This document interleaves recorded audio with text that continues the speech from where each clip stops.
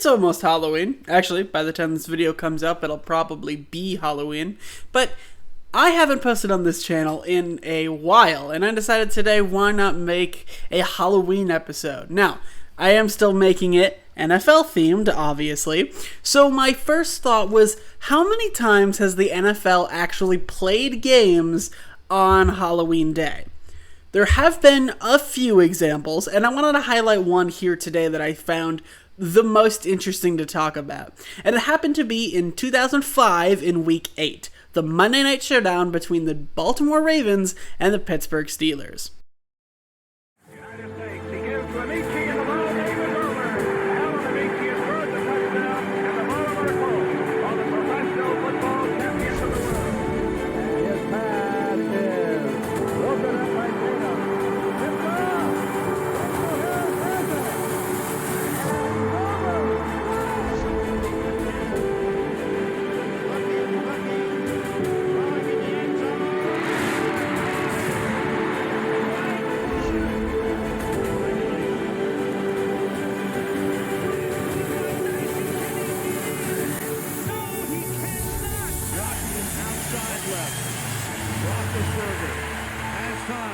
Goes to the back of the end zone, and it is caught for a touchdown by Holmes.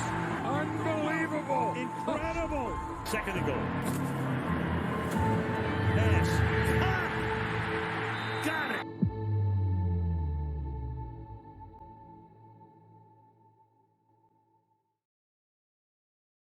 Let me back up just one quick second. The 2004 Pittsburgh Steelers were one of the best teams in NFL history. They finished the season 15-1. Their only regular season loss all year was in Week 2 against the Baltimore Ravens, in a game that kind of honestly completely got away from them, which was strange because the 2004 Baltimore Ravens weren't really that good of a team. They were a 9-7 team. They ended up missing the playoffs by a couple of games, and yet they were able to beat the Steelers quite early on in the year. In that game, the Steelers did not score until the fourth quarter. At one point, it was 20-0, and then after that, the Steelers started to try to mount a comeback, but it was far too late, and the Ravens ended up getting a interception at the very end of the game. It was a 51-yard pick six that Roethlisberger threw, and the final score ended up being 30-13.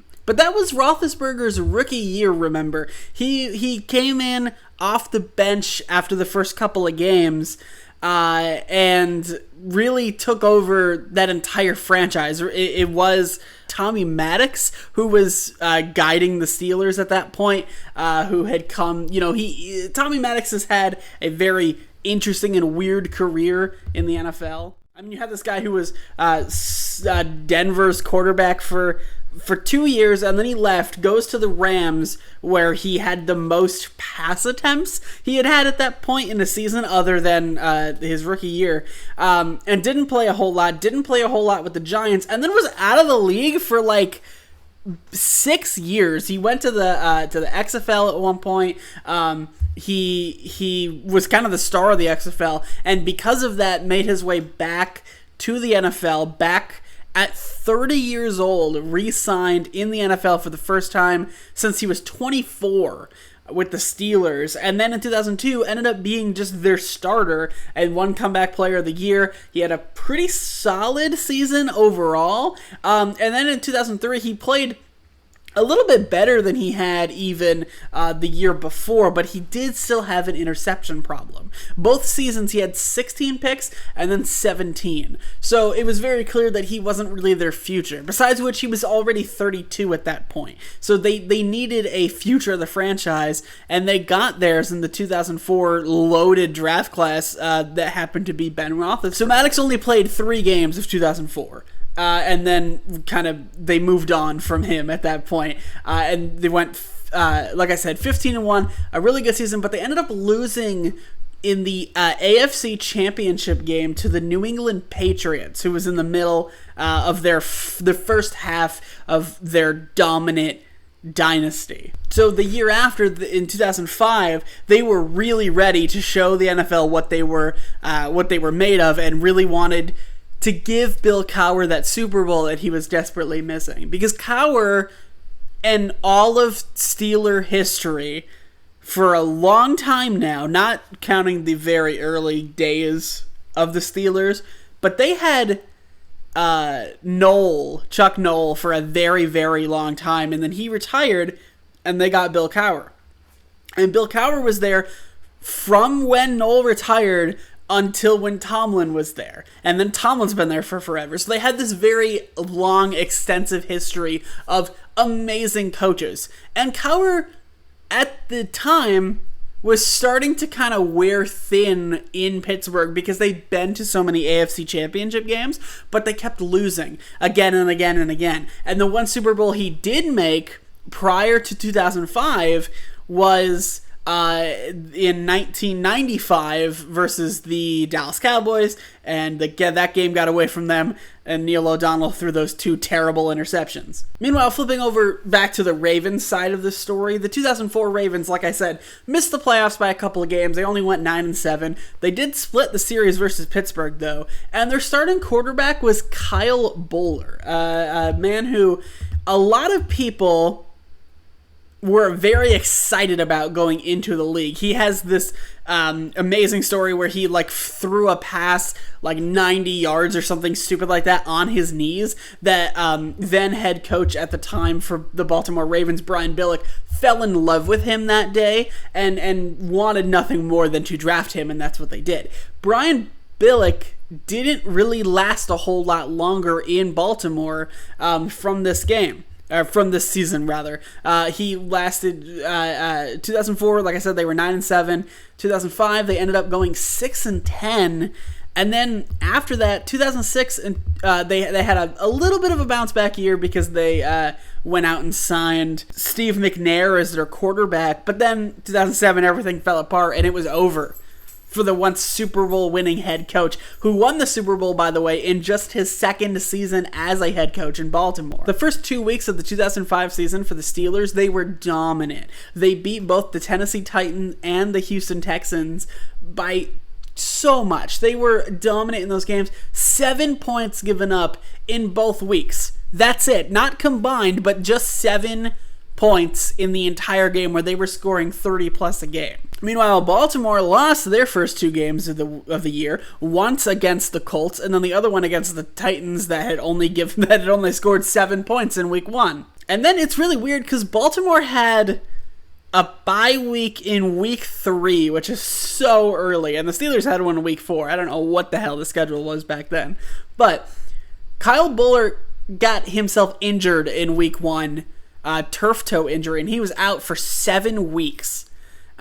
Really derailed the Ravens season because going into it, although they weren't great in 2004, a lot of people had them pegged as a Super Bowl contender, or at least a very deep playoff run type of team, because they still had much of the same defense that won them the Super Bowl back in 2000. They had an offense that a lot of people, like I said with Kyle Boller, they kind of thought that he was going to come into his own at that point, that he was, working through his early career, growing pains that every quarterback has, and that he was going to take over in 2005. That was kind of the general opinion going into the year. But by week 8, by the time that this game was set to be played, the Steelers were 4-2, the Ravens were 2-4. Completely opposite trajectories of the year. The Steelers had only lost 2 games, and that one, the New England Patriot game in week 3 that I mentioned, that was kind of their grudge match from the championship the year before. They still couldn't overcome the Steelers, a trend that would continue for the Steelers for quite a while. And then the Jacksonville Jaguars, they lost in overtime. But Big Ben didn't even play in that game. He missed the game due to a hyperextended knee that he had suffered a couple of weeks earlier, and that was one of the last starts, if not the last start, that Tommy Maddox ever had as a Steeler, especially this in 2005. So overall, they were riding high still from their previous year. Meanwhile, the Ravens were 2-4. terrible start to the year. There are only 2 wins coming against lowly franchises that really don't have a lot of history of winning, that being the New York Jets and the Cleveland Browns. So heading into this Monday night affair, the Steelers were favored to win by 8.5 points. Big Ben Roethlisberger, again, missing a whole game, already had 1,000 yards, 9 touchdowns, and just 1 interception on the year, and 120 passer rating. Meanwhile, the guy who was taking over for Kyle Bowler was Anthony Wright. Anthony Wright was a journeyman quarterback who really didn't do a whole lot in the NFL. He started his career in Dallas, and he was terrible with them, and then was out of football for a year, played for the Ravens in 2003, and then didn't play again until 2005. This season. And he ended up with the Bengals 1 year after this, and then he finished his career with the Giants. But in total, throughout all of his seasons that he played, he only had 3,590 passing yards, 20 touchdowns, and 25 picks. That's essentially 1 year's worth of games. He only started 19 games of his entire career, and only was credited as playing in 31, though I doubt he played in that many actual games. So yeah, not a great look for Baltimore. And Anthony Wright going into this one had 1,177 yards, so a little bit more than Roethlisberger. 5 touchdowns, but 7 picks, and a 73.2 passer rating. By far worse than Big Ben's. Everything was going in the direction of the Steelers absolutely dominating on this holiday and getting out with an easy victory versus a team that, you know, in their same division, yes, but really weren't going anywhere. The game started, and right away the Steelers got Hines Ward involved early and often. Hines Ward in this game had 8 receptions, 75 yards, and was targeted 14 times. He is a wildly underrated receiver that not a lot of us talk about in today's context anymore, but back then he was really one of the best wide receivers in the league. They got him involved early and often, I think 4 receptions on the opening drive, and ended up with a 4-yard touchdown pass from Ben Roethlisberger to Heath Miller, who was a rookie tight end that year, who actually, by the way, ended up second in Rookie of the Year award voting that year, when he had 6 touchdowns. But the Ravens responded right back. They went right down the field themselves, and Chester Taylor caught a 13-yard pass from Anthony Wright that ended up tying the game at the end of the first quarter. The second quarter was a little more of the same, at least to start, with the Steelers marching right down the field again, but wasn't able to capitalize at the end of their drive and ended up resulting in a Jeff Reed 42-yard field goal to make the score 10-7. After a couple of 3-and-outs, the Ravens finally got moving again and got near the end zone, but didn't end up going for it on a 4th down, and instead settled for a Matt Stover 22-yard field goal to tie the game back up at 10. And that was it. Halftime came, and it was 10-10. The Ravens were really hanging in there, not expected at all going into the game. The third quarter, though, really felt like it was the Steelers' game, that they were going to pull away. They were dominating physically. The Ravens just couldn't get anything going on offense, and it resulted in Heath Miller, another touchdown catch from him, and a now 7-point lead for the Steelers. But just when all hope was lost, something really weird happened. The Ravens defense, you know, one of the best defensive units of all time, got their shit into gear. The Steelers really had no offensive momentum at all in the fourth quarter.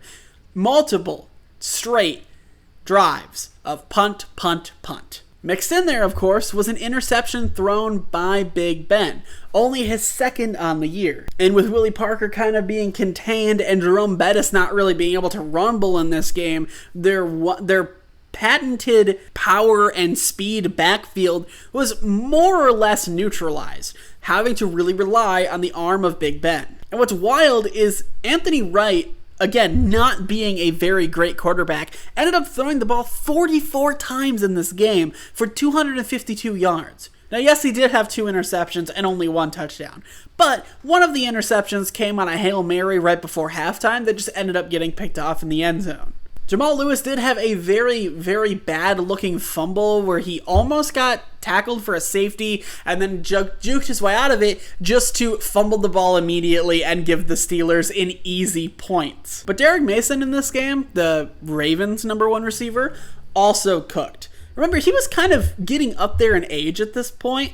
During the season, he was 31 years old, yet he was still kicking and still being a very productive receiver. 7 receptions for him for 91 yards. And that really helped in this fourth quarter where they heavily relied on him and the passing game rather than their patented run game. And they ended up scoring 3 field goals almost on simultaneous drives. There were a couple of punts in between, but a 40-yard field goal, a 49-yard field goal, and a 47-yard field goal. And all of a sudden, the game went from completely almost out of reach for the Ravens to ended up being a 19-17 lead. Remember, this was on the road in a very hostile Pittsburgh environment where they were expected to win by 8.5 points, and yet they were up by 2 with just over 2 minutes left in the game when the Steelers got the ball back. But you can only keep the Steelers' offense down for so long, and the Ravens being on the field a lot on defense in the fourth quarter started to grind them out. A quick pass there, another quick pass, and then a bomb down the field set the Steelers up under 2 minutes to go in field goal range already. A couple of runs from Jerome Bettis that didn't go anywhere, and with 1 minute and 36 seconds left on the clock, Jeff Reed lined up for a 37-yard field goal that might win them the game. The errant long snap with the short snap here. Everything is perfect, including the kick. Of course he made it. Why would he miss? The Steelers now up 20-19, holding on to a slim 1-point lead. Just had to stop the Ravens offense one more time. And that proved to be rather easy. Blitz, and they threw hot to that side. 3rd and a long 3 against the 4-man rush. And Wright's going to step up and can't get away, and he's tackled at the 46. And it's going to be 4th down and do or die for the Baltimore Ravens here. And ticking down. Can they get a first down and keep the game alive? They cannot, and the Pittsburgh Steelers are going to win it. Chester Taylor underneath. Yep, a check down on 4th and 5. Makes sense to me. And he didn't even catch it, of course. And that ended the game. A 20-19 squeaker for a game that really should have been out of reach from the beginning. But I mean, hey, take credit, Baltimore. You did do quite well in slowing down the Pittsburgh offense and really made yourself close in this one. The Steelers really had a really good, dominant rest of the regular season, except for a couple of games right around the end of November, one of which was to the Ravens.